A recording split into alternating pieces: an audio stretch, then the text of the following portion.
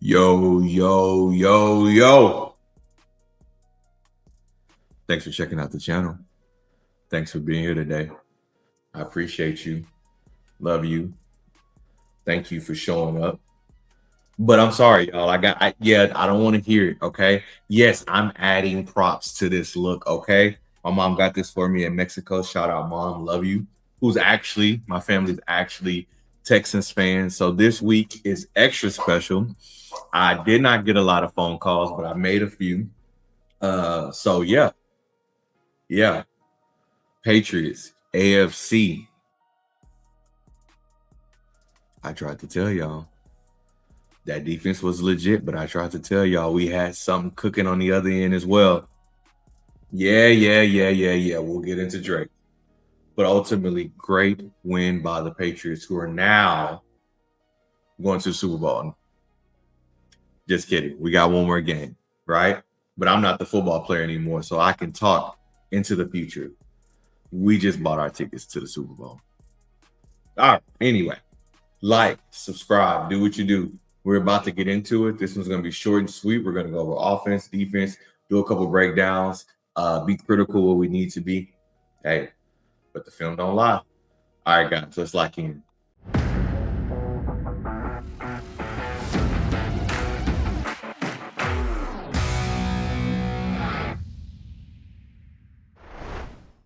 All right, guys.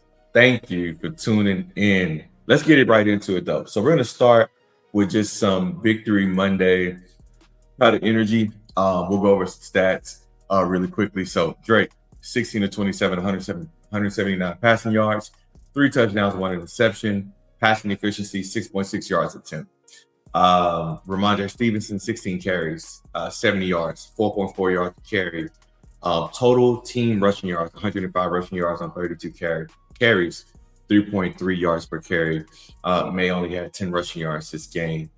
Let's jump right into the Texans offense led by CJ Stroud, 20 of 47, which watching that game, I swear I didn't feel like he threw it 47 times, but yeesh. And we'll get into the running game as well, which makes sense once you look at the big picture. But 212 passing yards, 1 touchdown, 4 interceptions, passing efficiency, 4.5 yards attempt with a very, very low passer rating. I think his passer rating was 18. Rushing, Woody Marks, 14 carries for 17 yards, 1.2 yards per carry. I think they had -8 rushing yards, the Texans offense did in the first half. Let's see here. So obviously Texans turnovers, 4 interceptions, 1 fumble.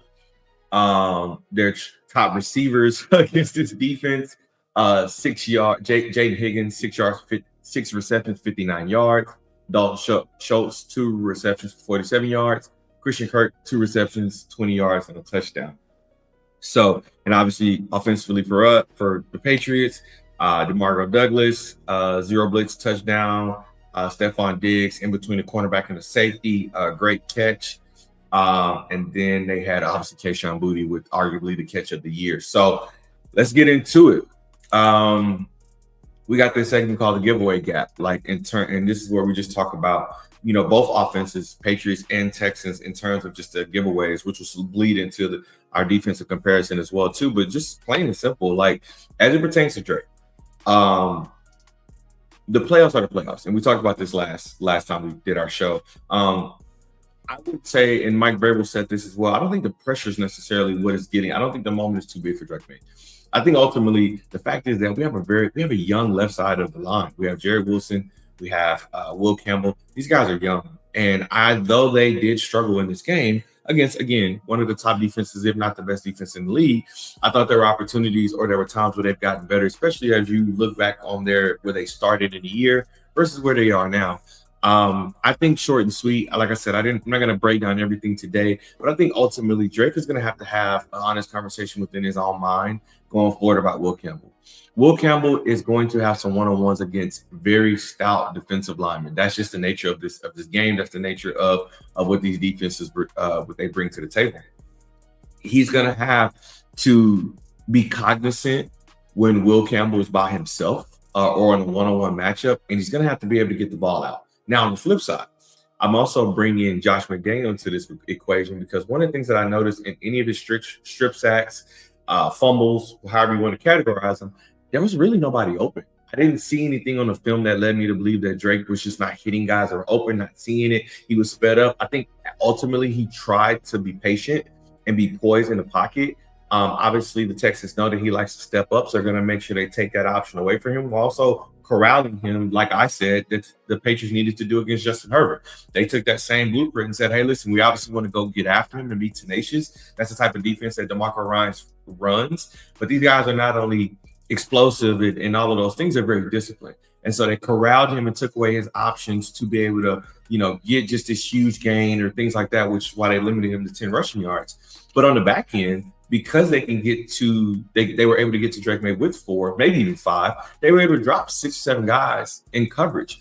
And then in a counter to that, why that matters or what that means, if you're able to drop that many guys in pressure, it's going to matter if you only got maybe two receivers and a tight end, or maybe 2 receivers in general running a route against that many guys that are just sitting in the lanes. And so you have a tight end in Hooper and Henry, who are asked to chip and block and really essentially help protect the quarterback. That takes away routes down the field. Now, the Texans also are very good because they know their D-line is aggressive. They're very good at sitting on shorter routes, knowing that their outside cornerbacks are probably going to be in man. Their safeties are going to be over the top. Everything else linebacker-wise, they can really play short. So this defense really doesn't have a lot of holes in it. Didn't have a lot of holes going into the game. I think Drake Maye was able to make some awesome plays. I actually called this in my last video I did, which was like the pregame, kind of a pregame analysis of what I was expecting to see. Right on the money. Demario Douglas, 0 blitz in the slot, beats a guy on a slant, takes it to the house. Like, that's the type of plays you're going to need because your Christian Boutte and Diggs are really going to take 1 and 2 in terms of cornerbacks. They're going to take the 1 and 2. They're going to be pressed against man. These guys are going to play them. These guys are going to make them win every route. So one of the matchups that I saw that could be vulnerable is that slot matchup, whether that's getting Demario Douglas or even Ramondre Stevenson or, to a smaller degree, Chisholm, getting those guys on potentially a linebacker or a slower safety or even that third cornerback will present potential opportunities for them to attack in the slot. Again, I didn't think it was a recipe for a 40-point disaster, but I did think it would be a crucial opportunity or a crucial chess piece that would allow the Patriots to have some success. And sure enough, when it mattered the most, they did that. They turned to that and they were able to score a touchdown. So shout out to Demario Douglas. Let's see here. What else? I think ultimately, like I said, with Drake, he's going to have to get a better sense of what's going on in the pocket. I think in one play, in one of his strip sacks, it was that Will Anderson was coming off the edge and it feels like maybe like an 8 or 9 technique. Like, it was really far out. And he just essentially just beat Will Campbell to the spot.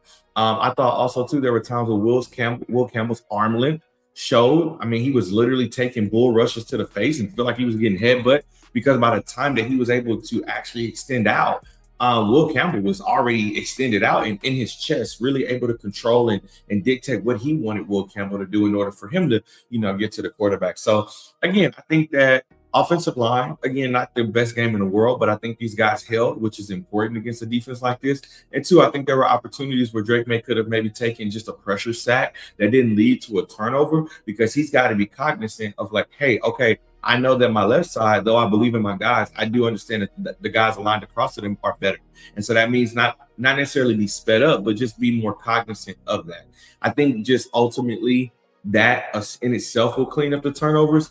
But also too, I mean, the weather played a game. No one's going to want to say that, but I think the weather played a factor on both sides. Switching over to CJ Stroud, I thought there were opportunities where he just didn't see it. I pointed it out on my Twitter, X, if you guys will. I posted a couple clips just showing that he had opportunities. He was stacked, for example. He was stacked. They had 3 receivers to the left. They were in the red zone. They motioned one receiver that was already on the left out a little bit more, and it ended up creating to where the X receiver kind of becomes now your inside receiver, and he essentially runs like a post route, like a post route. And for whatever reason, Craig Woodson is just not picking it up. I think he's ready to jump on the X receiver, kind of running like a in and out, like a zig. I call it a zig, but more like an in and out really quickly. That X receiver did come open. I think that was Carlton Davis on him. He did essentially come open by just natural of the way the route was ran. And it feels like Craig Wilson tried to maybe jump down on that and then realize very quickly, like, oh crap, this guy, I think that might have been even Schultz, is running, kind of like a post corner to the end zone, to the back pylon, and it was open. CJ Stroud, when he gets the ball, he's looking that way. Now, granted, at the time, no one was open, so he shifts his eyes to the middle of the field where there's no one open. At that point, I think he already is sped up. I think, as we saw throughout the game, he panicked a lot under pressure. And you just see him overthrow. I think that was a running back or somebody that was in the flat, just overthrow them. And that, even in that self could have potentially been a catch, but he just overthrows it. He panics. He breaks down on his mechanics. So ultimately, I think that CJ Stroud has some opportunities. He didn't see him. And then I just think that he just was not in sync with his wide receivers. He was not in sync with himself. He's not in sync with his mechanics. And we saw that in the fact that one of his tight ends literally felt like he tore his ACL trying to catch a ball because it was so badly thrown. Like, he literally kind of bent the knee, kind of, tried to get in an awkward position to make a catch that was sliding, and he hurt himself. So I just think CJ Stroud's accuracy was a huge problem this whole game. It not only sped up, but just not seeing it. And I think that just obviously led to the interceptions. Granted, Carlton Davis, again, I always tell people, that first pass interference call on Carlton Davis is always, if it comes early, I'm always excited as a fan, because I know now you've woken him up and you pissed him off. Gonzo was locked in from the top of the game. Carlton Davis was locked in for the top of the game. And I absolutely love the way that they handled the matchup. I thought some of the, guys like Higgins and Hutchinson, these guys are bigger guys. I think Christian Kirk is a smaller guy. I want to say Jaden is also a bigger guy, but they had 6'4", 6'5" receivers. Dalton Schultz, who obviously left the game. They had these guys that could present matchup problems, at least in the inside or in the interior for the Patriots, but it just didn't happen. These guys were locked in and dialed in. Let's go into some of the defensive stats here while we transition to that really quickly. Let's see the pressure percentages. Let's see. All right. So I believe the Patriots defense, defensively for the Patriots, which is very interesting. We talked about this last game, is that they used the use of the 5-man fronts. Tonga, Durden, Milton, Baltimore. These guys on the line, and Anthony Jennings, shout out Anthony Jennings, who I've been calling for to continue to get more playing time, and he has. These guys wrecked the offensive line for the Texans. Every single time they snapped the ball, Baltimore, Milton, Tonga, Durden was getting double teamed and duo blocks. Like, these guys were bringing so much pressure that by the time the ball was snapped, they were 2 or 3 yards behind the line of scrimmage. The running back actually had opportunities that were lanes that could have been there for positive gains, and just absolutely couldn't get there because he was having to make a cut as soon as he touched the ball. So I thought the defensive line played great. I think the secondary was very in sync with the pass rush, with the pressure rate. The 5-down lineman was great to stop the run. They completely took the run out of the game for the Texans offense, and then everything else just opened up. They were able to pin their ears back. Chason had a really good game coming off the edge, creating pressure, speeding up our CJ Stroud. Ultimately, like, this Texans defense couldn't do anything. I think, again, it was the Patriots blitzed on 46% while creating pressure 44% of the time. So essentially, every time they wanted to bring the house, they made an impact on this game. And I think ultimately that is what, made the difference in the game. Obviously, we can talk about the pick 6 for Marcus Jones, which is super clutch. Gonzo was stripping the ball, punching the ball out. These guys were just, again, completely dialed in and made it really, really hard for CJ Stroud. And I think now, unfortunately, the Texans are going to have an interesting conversation about CJ Stroud. So we'll see how that goes. Wish them nothing but the best, but they got an offseason to think about it. Narratives. What happens? And we'll do a breakdown going to the Broncos. We'll do more analysis, maybe on the game itself. This previous game itself with the Texans, but ultimately, kind of to put a bow on this video, is Like, what are the narratives? How did the narrative shift? And everyone's, all Patriots fans, me myself included, we've been like, we don't make the schedule. This is not college football. We play who we play. The Patriots have played who they played. They played well. Mine is really the Steelers and, I guess the Oakland game, you could say too. Really, the 3 games that they lost were very winnable games, especially the one obviously with the Bills being up 21 points and going into half and then getting walked down like it's a track meet. So I was like, other than that, I mean, these guys have really been dialed in. And so now you're starting to see complementary football, team football, great special teams coverage. Brandon Schooler, those guys being able to keep not give these offenses great field position. Drake kind of doing the opposite and giving these guys great field position, but then the defense steps up and absolutely crushes the red zone statistics. They were terrible in the red zone. Actually, I think dead last going into the playoffs, or maybe toward the end of the season, they were dead last in red zone coverage. And now these guys are absolutely stout. They're absolutely making plays. They're flying around. And really, truthfully, I don't mean to say this like Bounty gave it. These guys are getting people hurt because these guys are freaking hitting. Texans players multiple times lost helmets. Didn't see a lot of face mask penalties, did you? Like, these guys were hitting, bringing the wood. So ultimately, this game came down to, and it always is going to come down to this: who wants it more? Who has enough chess pieces when the game gets tough, when the games get tight, when the first 15 plays are done? Who has more in the tank that they can go to? And I think ultimately the Patriots did. Drake Maye's, fade to Kayshon Boutte, hell of a catch. Great throw, great technique by Boutte, being able to beat Stingley, somebody he knows well. And once he gets a shoulder up on Stingley, very smart to kind of box him out, kind of shift his body to box him out to make sure Drake Maye can throw that really in only a place that he can catch it, right? So just the synergy, the synchronization that they have between Drake and Boutte, even just obviously Doug Diggs being able to just have that toughness to be able to go catch that ball, knowing that he's going to get whacked in freezing cold weather. You got to give credit to that, right? And this is what football's about. It's a team sport. It's not just Josh Allen going Superman, and when he doesn't go Superman, then you want to blame everybody else, and then you want to fire your coach. This game is predicated on team success, the guys doing their job, right? Patriots fans know our mantra was do your job for 20 plus years. So ultimately, great win by the Patriots. I can't wait to unpack the film and see what opportunities they're going to have against this Broncos defense, which arguably is even better than this Texans defense. So I can't wait to see it. But you guys stick around. We're definitely going to do that going into this week. And thank you. Peace.